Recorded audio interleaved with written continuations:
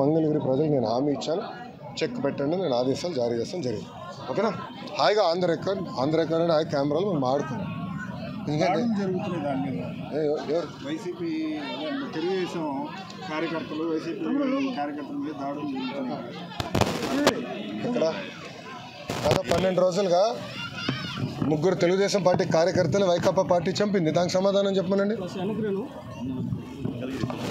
Tummapudi మంగళగిరిలోనే minority సోదరుల్ని Vaikapa నాయకుడు చంపాడు. Bat పట్టుకుని కొట్టి చంపేశాడు. వాళ్ళు మా కార్యకర్తలను చంపి ఇప్పుడు ఏ మొహం పెట్టుకుని ప్రశ్న అడుగుతున్నారు? ఏమో ఈరోజు కూడా తాడిపత్రిలో మా కార్యకర్తను చంపేశారు. చంద్రబాబు నాయుడు గారు ఓర్పు సహనంతో మమ్మల్ని ఉండమన్నారు కనుక ఓర్పు సహనంతో ఉన్నాం. లా అండ్ ఆర్డర్ మెయింటైన్ చేయమన్నారు కనుక మేము ఎక్కడ ఇష్యూ చేయట్లా. మంగళగిరిలో కూడా లా అండ్ ఆర్డర్ ఉండాలి, నేను ఇష్యూ చేయట్లా. నేను నాకు 2 నిమిషాలు చెప్తున్నా. నేను మిమ్మల్ని అడుగుతున్నా, ఎక్కడండి వైకాపా కార్యకర్త ఎవరికి దెబ్బ తగిలింది, ఎవరిని చంపాము? మేము ఒక్కడి జోలికి వెళ్ళాం. మేము వాళ్ళు ముగ్గురు మమ్మల్ని చంపి తిప్పి మా పైన ఆరోపణ చేస్తాం కరెక్ట్ కాదు. ఋషికొండ ప్యాలెస్ బహిర్గతమైంది ఏంటి సార్? 500 కోట్లు ఇంకా మీరు మొత్తం చూడలే, ఇంకా చాలా ఉందని. ఇంకా ముఖ్యమంత్రి గారు దానిపైన నివేదిక అడిగారు. ఎంత ఖర్చు అయింది, దేనికి ఖర్చు పెట్టారు, మొత్తం డీటెయిల్స్ అడిగారు. ఇంకా రావాల్సిన అవసరం ఉంది. ఇదే కాదు, ఇలా చాలా కట్టినట్టున్నారు. అన్ని వివరాలు వచ్చిన తర్వాత ప్రజల ముందలు పెడతాం. వాళ్ళ ఇంట్లో కూడా ఫర్నిచర్ 46 కోట్లు ఉందంట. మరి కోడెల శివప్రసాద్ గారు అదే కేసులో ఆత్మహత్య చేసుకున్నారు. అదంతా అధికారులు వాళ్ళ ప్రాసెస్ వాళ్ళు ఫాలో చేసుకుంటారు. Thank you sir. గంజాయి కేసులు గతంలో ఎక్కడికక్కడ ఆపేశారు, అంటే దొరికినట్టు పట్టుకున్నారు కానీ లోపలికి వెళ్ళలేదు. అసలు నేను గంజాయి విషయంలో కఠినంగా వ్యవహరించమని మంగళగిరి నియోజకవర్గంలో ఉన్న పోలీసు సిబ్బందికి నేను ఆదేశాలు జారీ చేశాను.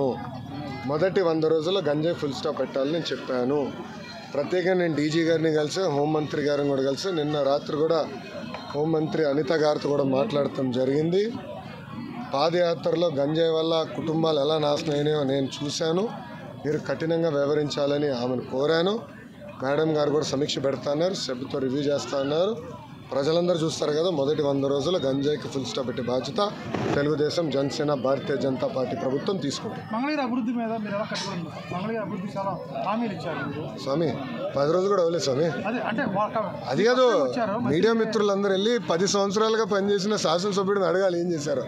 10 రోజులు అవన్నీ లోకేష్ని అడిగితే ఎట్లా ఉంటుంది స్వామి? నాకు 5 సంవత్సరాలు గెలిపించారు. ఫస్ట్